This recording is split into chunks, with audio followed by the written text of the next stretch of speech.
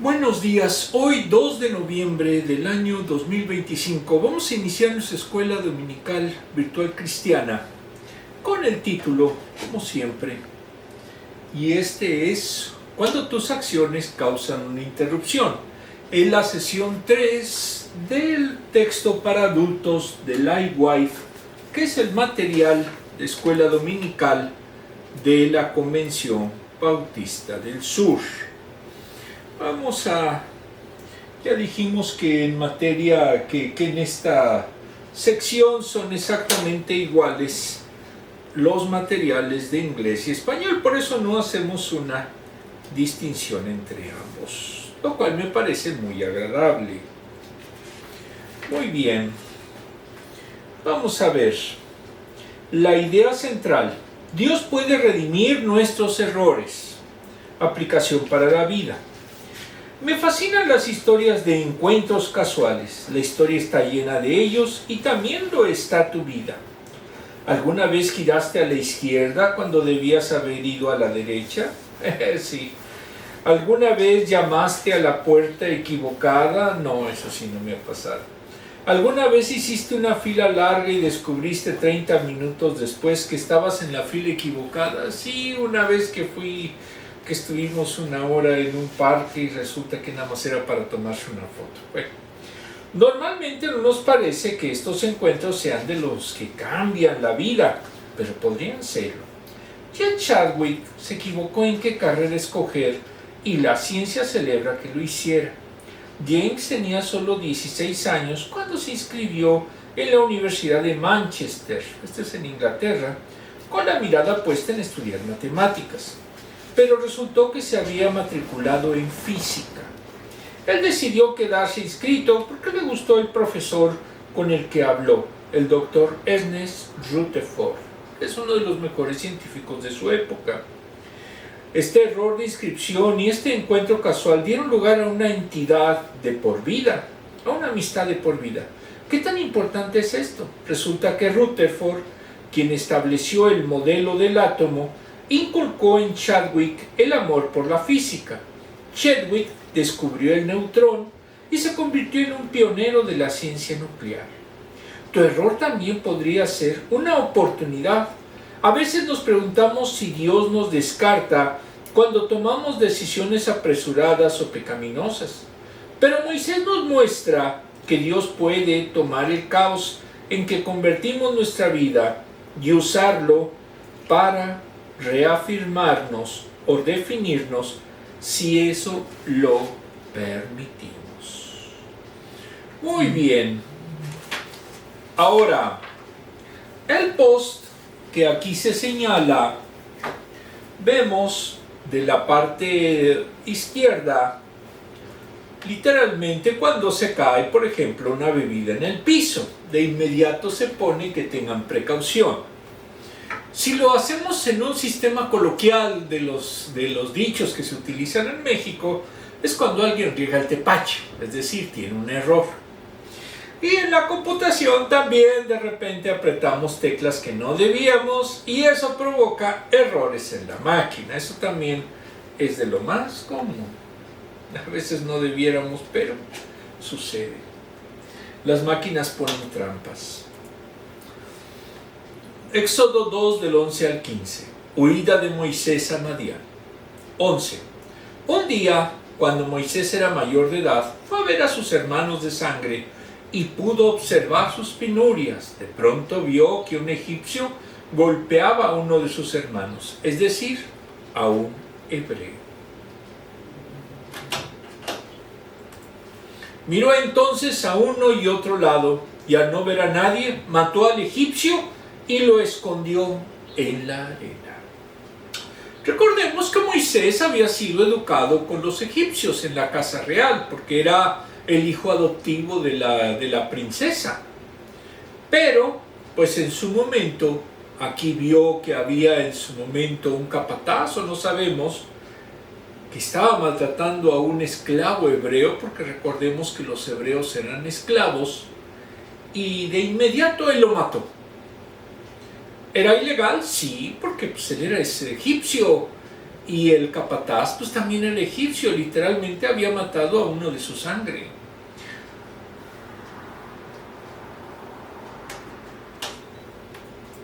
Al día siguiente volvió a salir y, al ver que dos hebreos peleaban entre sí, le preguntó al culpable: ¿por qué golpeas a tu compañero? ¿Y quién te nombró a ti gobernante y juez sobre nosotros? Respondió aquel. ¿Acaso piensas matarme a mí como mataste al egipcio? Esto le causó temor a Moisés, pues pensó: ya se supo lo que hice. Literalmente pasó a ser o era ya un asesino. Y, en efecto, el faraón se enteró de lo sucedido y trató de matar a Moisés. Pero Moisés huyó del faraón y se fue a la tierra de Madián, donde se quedó a vivir. Alternativo, se sentó junto al pozo.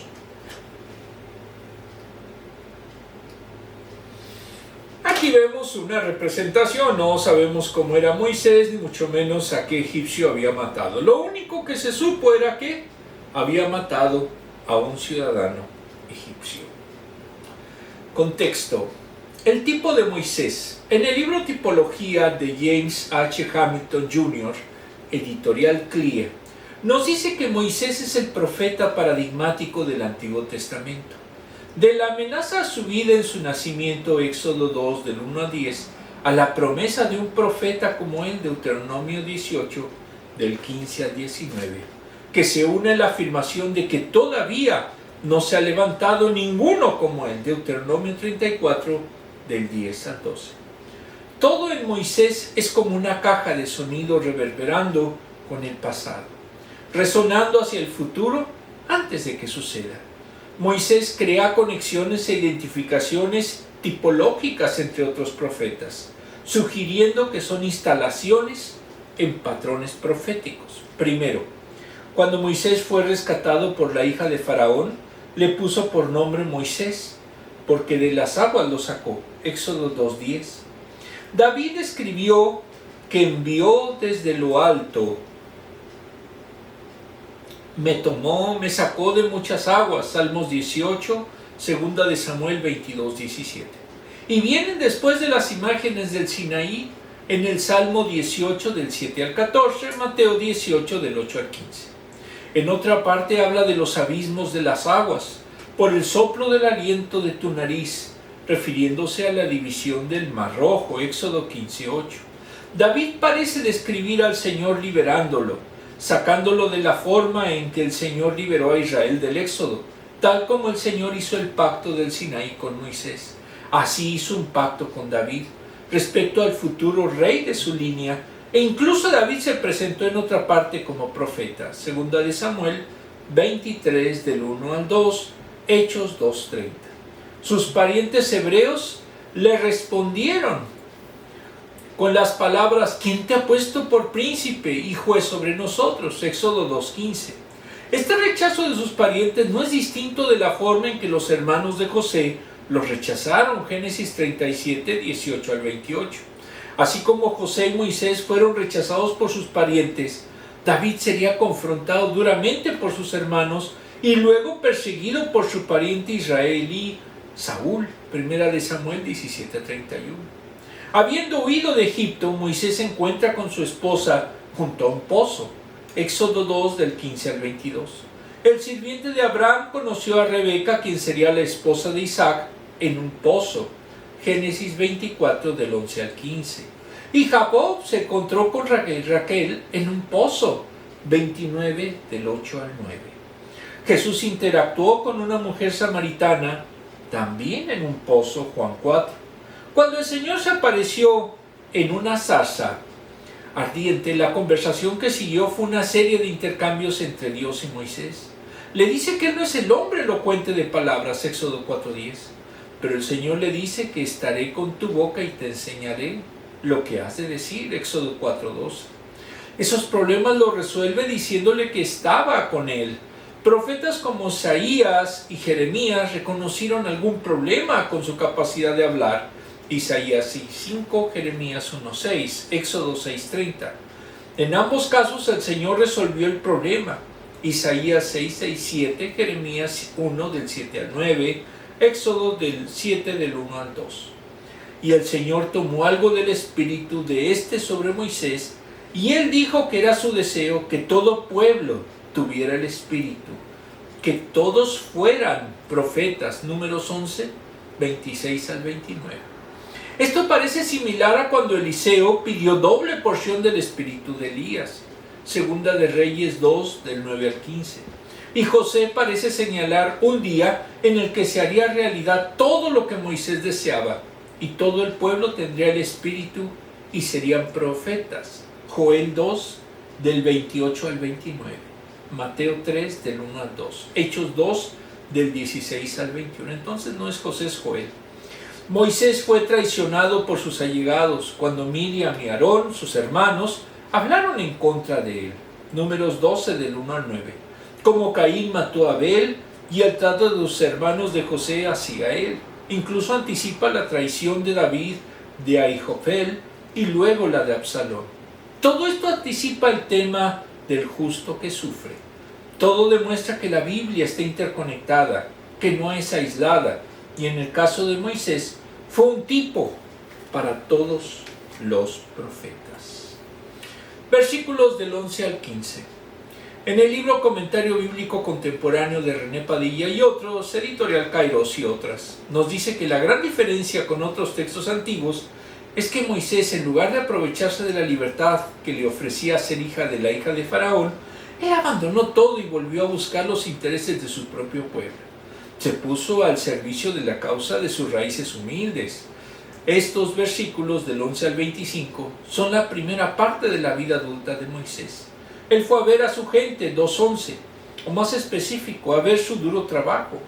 En estos versículos se ve la motivación de Moisés para hacer justicia por la opresión de su pueblo, incluso por sus propias manos. Al ver a un egipcio, quizás un capataz, golpear a un esclavo hebreo, probablemente mientras trabajaba en público, no pudo evitar reaccionar. Podemos suponer que fue el mismo día en que fue a ver a su pueblo. Moisés creció como miembro de la sociedad opresora y posiblemente escenas de maltrato.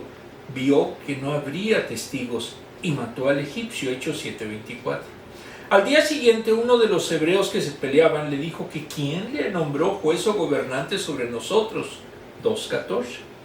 Entendiendo o no la motivación, lo que hizo infringió las leyes del país, razón por la cual tuvo que huir del faraón a Madián. Allí se escondió de las autoridades egipcias. El nexo entre las dos partes es su deseo de ayudar a los maltratados, oprimidos y marginados. Literalmente, el ministerio de Moisés empieza con un asesinato. Sí, ¿por qué? Porque recordemos que los hebreos, al ser esclavos, literalmente eran cosas, no tenían derechos. Y el egipcio, si era su amo, era un capataz, pues podía golpearlo, estaba dentro de lo que era la ley de la época. ¿Qué pasó con Moisés? Pues simplemente se enojó y lo mató. Ahora, no aparece si fue en duelo, simplemente lo mató. Ese es el hecho concreto. Y eso en su momento, pues da una mala señal. ¿Por qué? Porque Moisés inició su ministerio con manos en la sangre y manos inocentes. Desglose. Huérfano desde joven, Moisés era ahora adulto, educado, formado en la familia real egipcia, poderoso, Hechos 7, 22 a 23. Había dolor en su corazón, quería conocer sus raíces. Moisés aprendió sobre Dios el Creador, el cual llamó a Israel su pueblo. Aceptó ser hijo de Abraham, no de la hija de Faraón. En Hebreos 11 dice que Moisés renunció al estatus de la familia de Faraón y se unió al sufrimiento del pueblo de Dios, versículo 24. Fue a ver a sus hermanos para ver de cerca el sufrimiento, Éxodo 2:11. ¿Por qué alguien eligió pasar de la riqueza a la miseria? El mundo empuja en dirección opuesta. En Hebreos 11, la explicación es que por fe, teniendo por mayores riquezas el vituperio de Cristo que los tesoros de los que tenía, porque tenía puesta la mirada en el galardón, versículos 24 y 25. En otras palabras, 1. Moisés sabía lo que Dios había prometido a Abraham respecto a sus descendientes. 2. Entendía que Dios traería al Mesías al mundo a través de su pueblo. 3. Moisés creyó en las promesas de Dios, su confianza total en Dios. Lo liberó de las tentaciones de la buena vida que tenía. Él esperaba cosas mayores de Dios que estaban por venir. Y al ver a un egipcio que golpeaba a un esclavo hebreo, sintió que Dios quería liberar a Israel. ¿Fue un asesinato o defendió a un tercero? Pero un punto están de acuerdo: Moisés fue imprudente y pecador, y sus acciones provocaron repercusiones no deseadas. Estuvo mal, fue innecesario. Podría ordenarle al egipcio que se detuviera. No era la voluntad de Dios, ya que él todavía no había sido llamado para liberar a su pueblo. Y no era el camino de Dios. La conciencia de Moisés lo estaba advirtiendo. Se aseguró que nadie lo estuviera mirando. Trabajó duro para ocultar la evidencia. Pero al día siguiente descubrió que la noticia se había filtrado. La camaradería con sus parientes resultó contraproducente. Versículo 14, Hechos 7:25. Cuando Faraón se enteró, que sí se enteraban, Moisés tuvo que huir para salvar su vida. Moisés tenía buenas intenciones, pero un acto secreto había arruinado toda su vida. Las malas decisiones tienen consecuencias. Se recibe la amarga cosecha de lo que sembraste, como parte necesaria de tu crecimiento espiritual. Vamos a ver ahora las preguntas.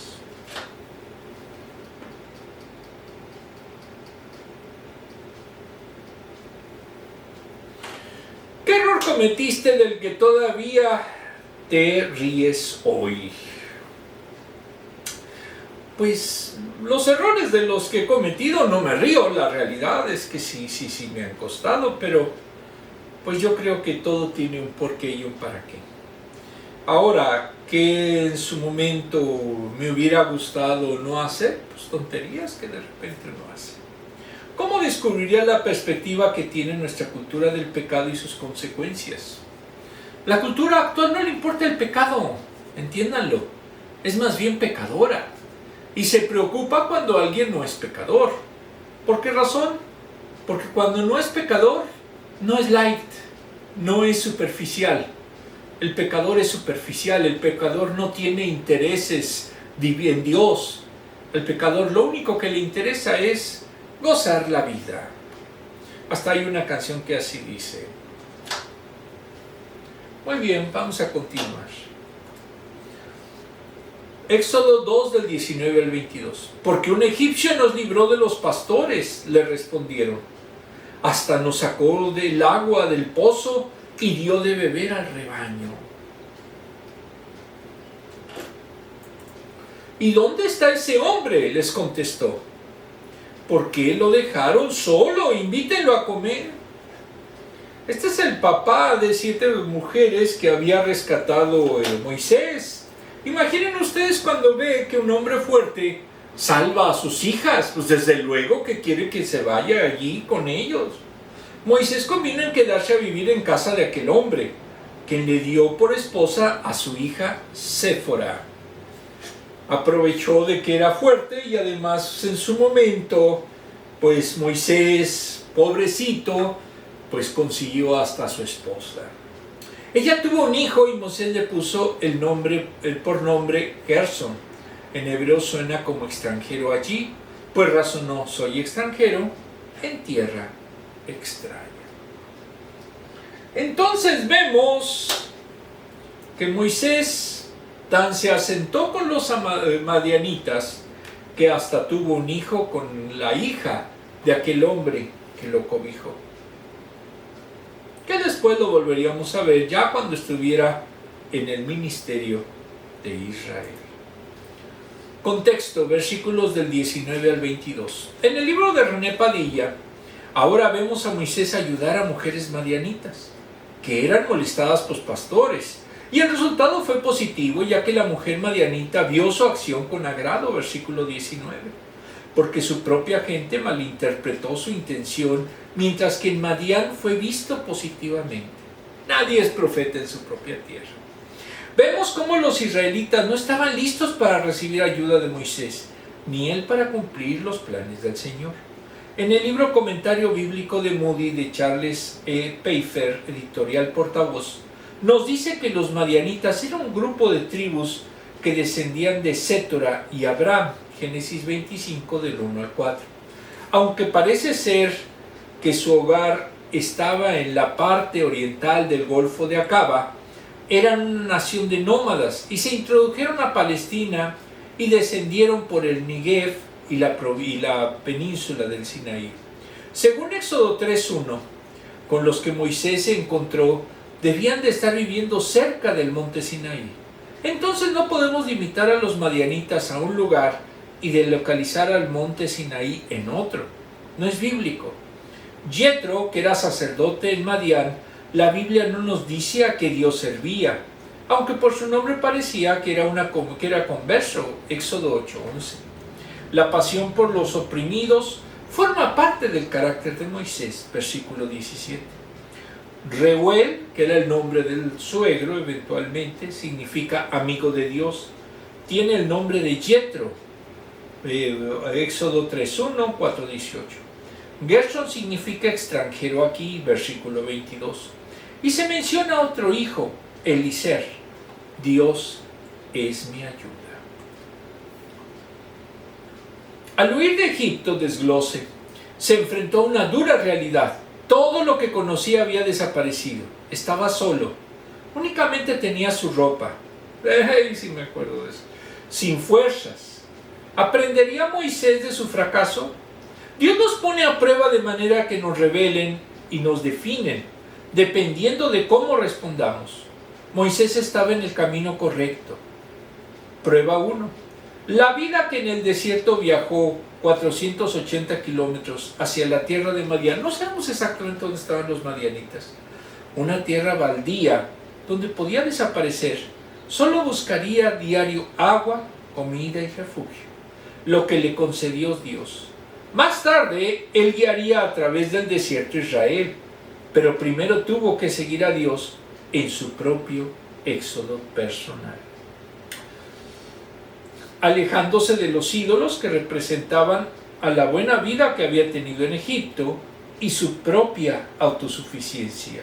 Y 2, hacía una confianza de todo en el Señor, de corazón en el Señor, y una identificación completa con su pueblo Israel. Cuando nació su primer hijo, ya Dios lo había transformado. Lo llamó Gerson, que significa forastero. Soy en tierra ajena, versículo 22. Cuando él vivía en Egipto como príncipe, recordó que era un extranjero residente en una tierra extranjera.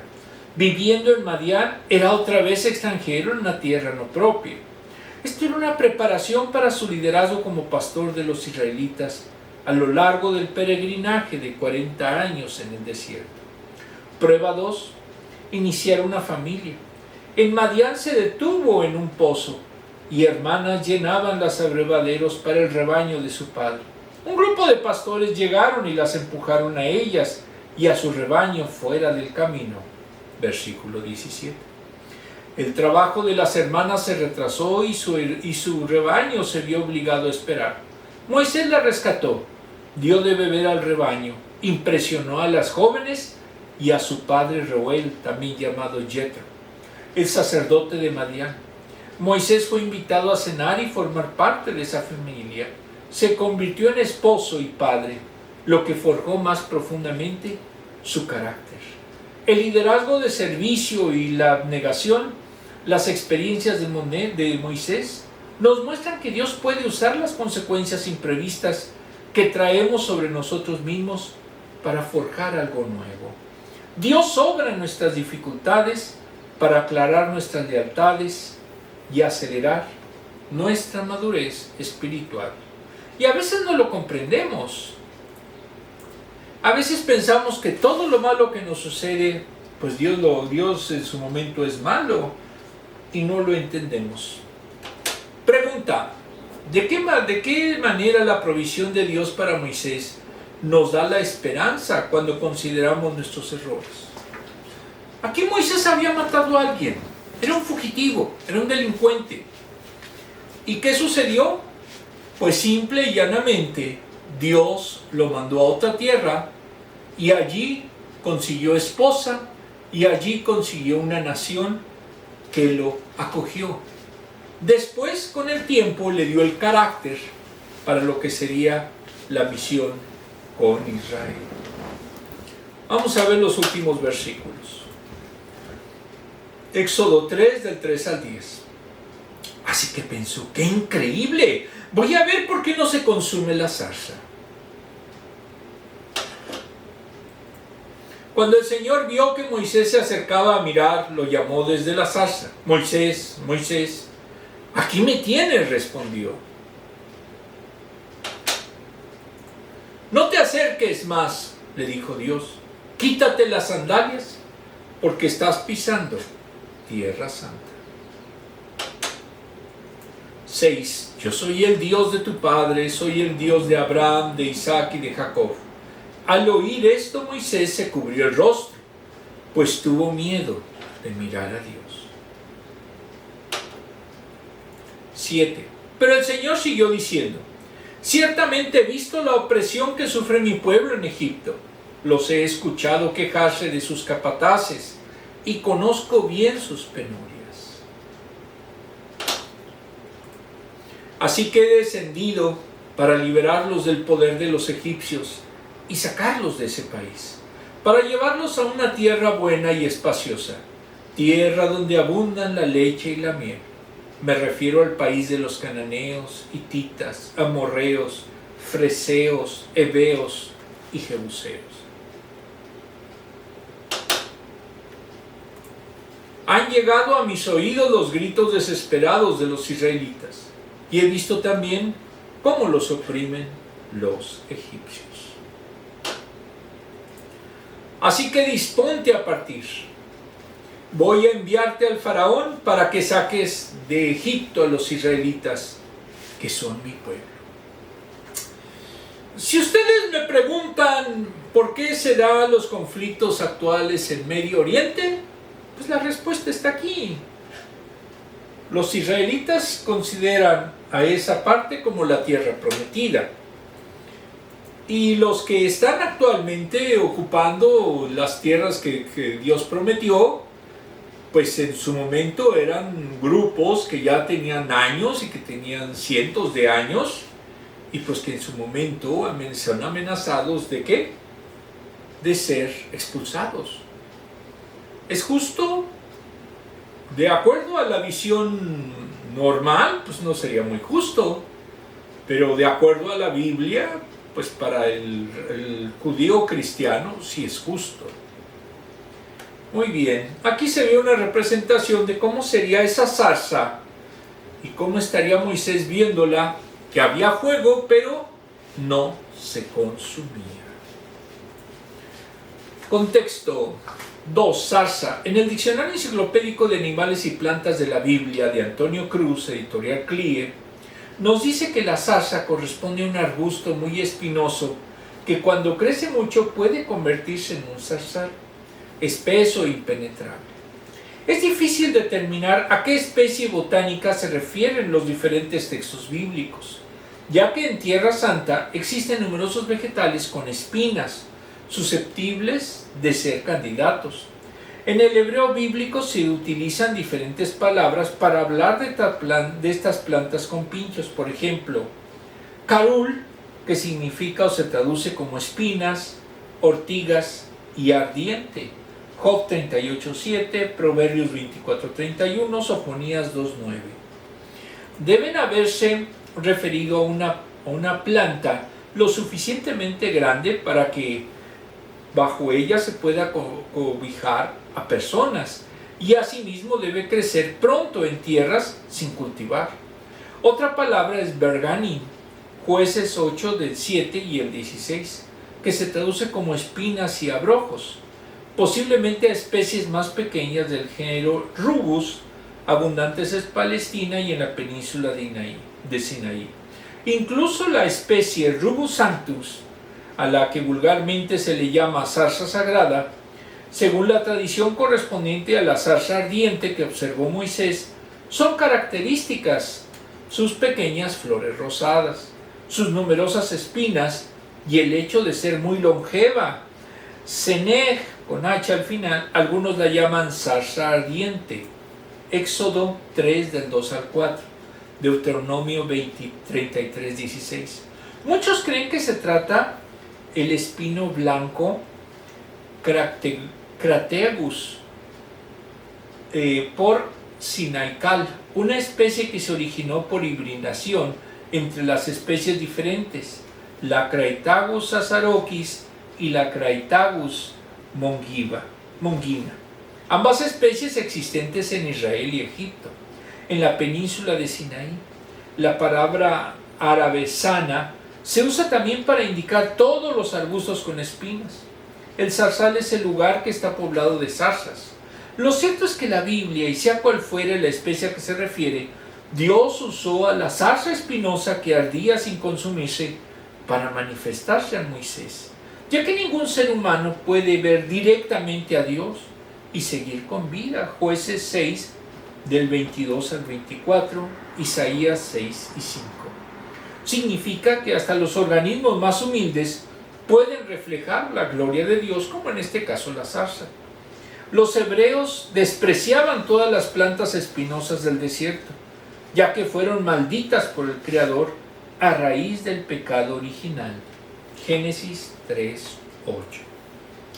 Versículos 3 a 10. En el libro de Moody, el llamado y comisión de Moisés abarca del Éxodo 3.1 al 4.31. Tratando de redimir a Israel a su propia manera, Moisés fracasó, pero Dios lo llamó en la fecha exacta. Según el plan y poder de Dios, Horeb es llamado el monte de Dios de forma anticipada. En el Antiguo Testamento, Horeb y Sinaí se forman de manera sinónima, aunque el primer nombre puede referirse a una cordillera y Sinaí a un pico en particular. Es imposible saber cuál de entre los diversos picos, el más alto tiene 2.400, que son como 8.000 pies, fuera el lugar donde Moisés se encuentra con Dios.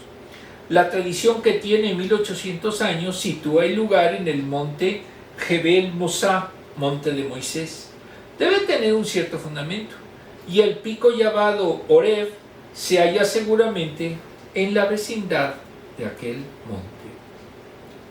Según se supone, el monasterio de Santa Catalina estaría en el lugar exacto donde apareció la zarza ardiente.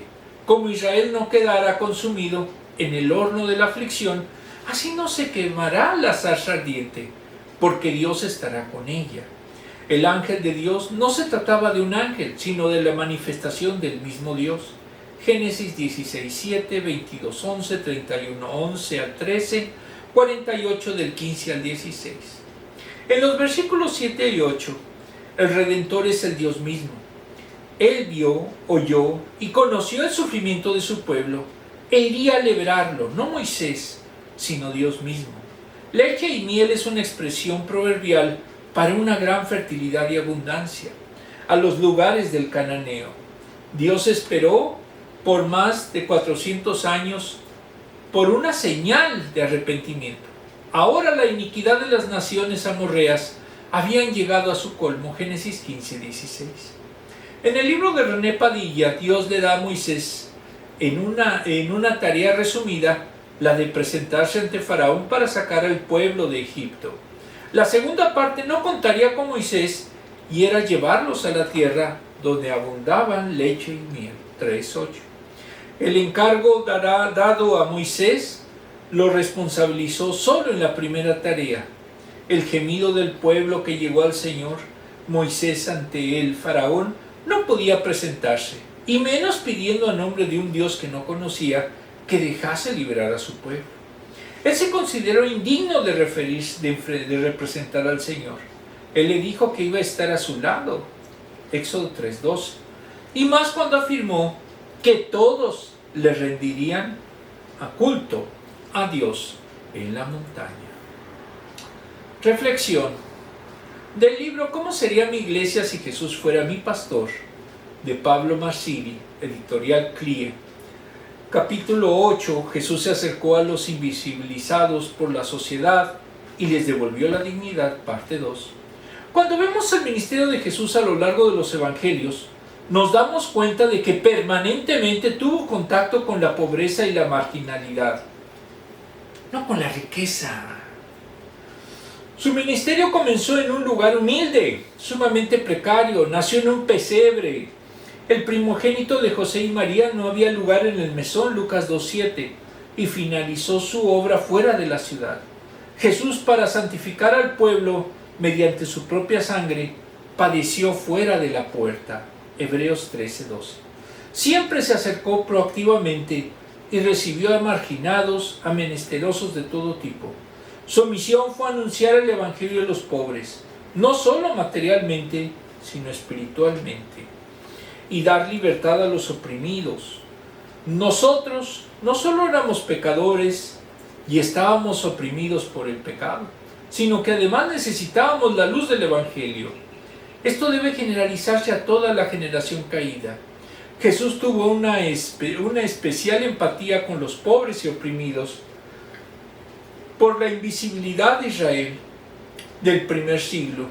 Recorrían las ciudades a fin de cumplir la misión y mostrar el amor y misericordia de Dios a las personas. Mateo 4, 23 al 25. Por ejemplo, sanó leprosos, Mateo 8, 1 al 4, Marcos 1, 40 al 45. Liberó endemoniados, Mateo 8, 26 al 34, Marcos 3, del 1 al 17. Sanó paralíticos, Mateo 9, del 1 al 7, Marcos 2, del 3 al 5. Bendijo a una mujer cananea, Mateo 15, del 21 al 28, Marcos 2, del 1 al 5. Sanó a la mujer con flujo de sangre, Mateo 5, 25 a 34. Sanó sordomudos, Mateo 7, 31 a 37. Sanó a ciegos, Mateo 10, 46 a 52, Lucas 18, 35 a 43. Sanó al siervo del centurión, Lucas 7, del 1 al 9. Perdonó a prostitutas y recaudadores de impuestos, Mateo 9, del 9 al 13, Lucas 7, del 16 al 30. Y bendijo a los niños, Juan 11, del 38 al 40. Perdonó al malhechor que estaba junto a él en la cruz, Lucas 23, del 39 al 43. Para ponerlo señalado en el contexto, Jesús era judío por nacimiento y semítico en general. En el siglo I fue donde desarrolló su ministerio. Por eso es necesario entenderlo, conocerlo y comprenderlo, para vislumbrar con una mejor perspectiva los principios que Dios nos dejó a través de su ministerio. Lancaster Jones dice que los textos no nos aportan mucha información de cómo vivió la gente en Palestina en el siglo I. Y es porque a los evangelios no les interesa hacer una crónica de la historia de la región o de las costumbres. Su finalidad es sencillamente proclamar que Jesús es el Señor. Recordemos que Israel era agrícola, con un carácter eminentemente rural, con grandes latifundios a cargo de la aristocracia rica y gran población a su servicio. Entonces Israel tenía una gran cantidad de pobres, desplazados y personas con serias carencias económicas, enfermos, con tratamientos rudimentarios, eran costosos y la gente no tenía dinero. Como ejemplo, la mujer que tenía flujo de sangre en 12 años gastó todo lo que tenía y no había sanado, Lucas 8:43. Y estaba empeorando, Marcos 5 del 25 al 29. Sin embargo, Jesús intervino y sanó a dicha mujer.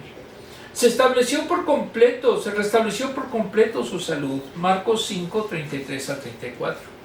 Jesús trajo esperanza renovada para los enfermos, endemoniados, lisiados, marginados y excluidos, los cuales además eran pobres. Además de sus particularidades, ellos no iban detrás de los grandes fariseos o sacerdotes de la época. Las multitudes seguían a Jesús. Pero esa misma multitud, presionado por los religiosos, pidió la muerte de Cristo. Pero ¿quién marcó a la historia de Israel en el siglo I? Indiscutiblemente fue Jesús. Jesús era a todas luces el Mesías dado por Dios. Cumplió todas las profecías que se habían dado en el Antiguo Testamento y manifestó con creces el amor y poder divino por su pueblo. Era una esperanza de los enfermos, pobres y excluidos, y se acercó a ellos el reino de los cielos. ¿En la actualidad pasa esto? No. Los pobres son discriminados. No hay lugar para ellos en ninguna iglesia. Literalmente ni los dejan entrar. Si una gente muy humilde va a una iglesia, muchas iglesias le cierran el paso. ¿Por qué? Porque es pobre. Y las iglesias solamente admiten a ricos en muchos casos. Desglose. La providencia de Dios es una convicción profunda y confortante que se encuentra entretejida en toda la Biblia. Nos enseña el poder de Dios. Él en todo tiempo está sosteniendo y dirigiendo el universo y todo lo que hay en él, de acuerdo con sus propósitos.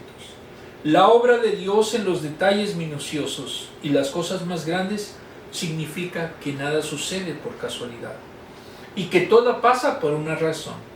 Moisés pasó 40 años entre Éxodo 2:2 y Éxodo 3:1, hasta que llegó el llamado de Dios. Primero, hubo cambio de liderazgo en Egipto, lo que abrió el camino para el regreso de Moisés. Éxodo 2 del 23 al 25. 2. Llegó el tiempo de profetizar de la liberación de Dios. Génesis 13 del 14 al 16. Y 3. Dios escuchó a su pueblo y se acordó de su pacto con Abraham, de hacer una gran nación con su propia tierra, de sus descendientes. 4. Moisés pastoreaba los rebaños más lejanos al oeste y vio algo que no tenía sentido, una zarza ardiente que no se apagaba. En lugar de seguir con su camino, se detuvo a averiguar qué era lo que estaba viendo. Su curiosidad se convirtió en asombro al darse cuenta que ese fuego no se acababa, como Dios mismo. No dependía de nada más.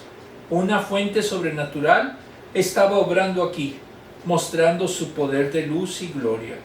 Moisés escuchó que lo que llamaba por su nombre, él lo conocía. Dios le advirtió que mantuviera su distancia y se presentó como el Dios de Abraham, Isaac y Jacob. Dios había escuchado los gemidos de Israel, vio sus dolores. Mientras Moisés cubría su rostro, Dios le habló: he descendido para liberarlos de la mano de los egipcios y sacarlos de aquella tierra y llevarlos a la tierra donde fluye leche y miel. Ven, por tanto, ahora y te enviaré a Faraón para que saques de Egipto a mi pueblo, los hijos de Israel. Versículos del 8 al 10. Dios le dijo que Israel había orado por liberación y tú eres mi respuesta. Él los guiaba o los guiaría a través de ti. Moisés se resistió a la interrupción de Dios, pero obedeció y regresó a Egipto con la poderosa mano de Dios sobre él y Aarón a su lado. Moisés pensó que Madián era el final de su camino, pero para Dios era solo un desvío, no un callejón sin salida. Dios redimió las consecuencias autoinfligidas de Moisés y con ello bendijo a millones de personas en el pasado y presente. En una palabra, Dios perdonó a Moisés de su homicidio inicial. Y en cierta forma fue el inicio de lo que sería uno de los ministerios o el ministerio más grande en toda la Biblia. Vamos por último a las preguntas, a las dos últimas preguntas. ¿Qué obstáculos debemos superar para permitir que Dios use nuestros errores pasados para mejorar la vida de los demás? Seguir sus caminos. Si nosotros seguimos nuestros caminos, pues simplemente nunca vamos a ver los caminos de Dios. Si Moisés hubiera dicho: no, yo estoy muy a gusto acá en Madián, ya tengo esposa, ya tengo hijos, ya tengo ganado, pues voy a ir a Egipto que me quieren matar, que ni siquiera los hebreos le hacen caso. Y sin embargo creyó a Dios, a su llamado. ¿Qué circunstancias de la vida de otra persona ha utilizado Dios para obrar en tu vida? Como siempre lo he dicho, el hecho de estar aquí asilado pues entraña que lamentablemente en el país de origen de donde vine, pues no hay justicia. Y sigue no habiendo justicia. Se está más bien gestando una dictadura.